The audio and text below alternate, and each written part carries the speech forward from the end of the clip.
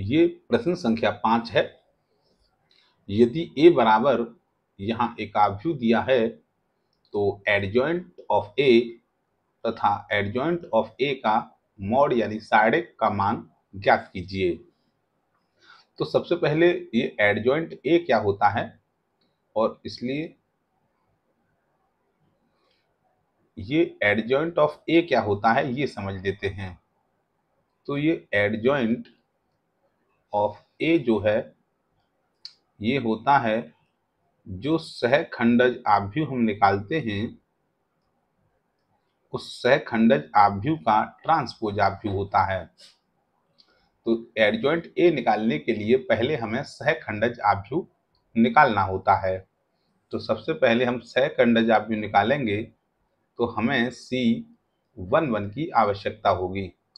तो C11 का अर्थ होता है यहाँ पहली रो और पहले कॉलम को छोड़ देते हैं तो 2 मिलेगा।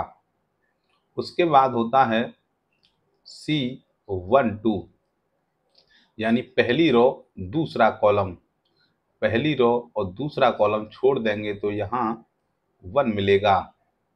उसके बाद है C21 यानी इस एलिमेंट के हिसाब से चलते हैं, यहाँ A21 होगा तो यहाँ C21 निकाल लेते हैं।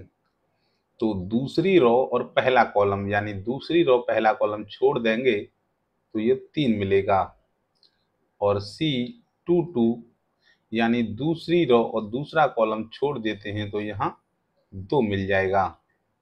अब हमें इनके साइन और चेंज करने हैं क्योंकि यह C11 है, सहखंडज आव्यूह निकाल रहे हैं।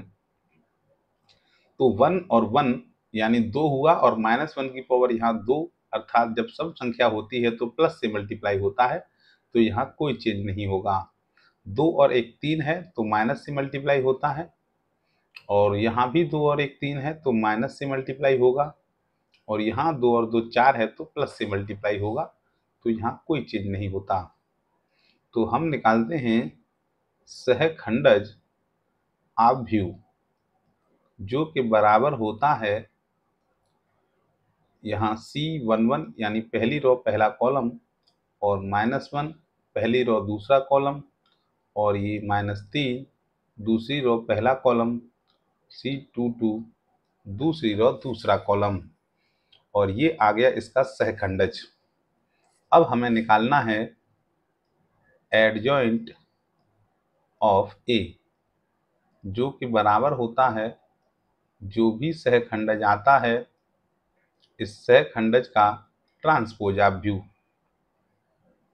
तो एडजॉइंट ऑफ A और जैसा कि आप जानते हो जब ट्रांसपोज हटाओगे तो इस रो का कॉलम बन जाएगा 2 -1 और दूसरी रो का दूसरा कॉलम बन जाएगा और ये वैल्यू आई हमारी एडजॉइंट ऑफ A की। और हमें जो है ज्ञात करना है मॉड एडजॉइंट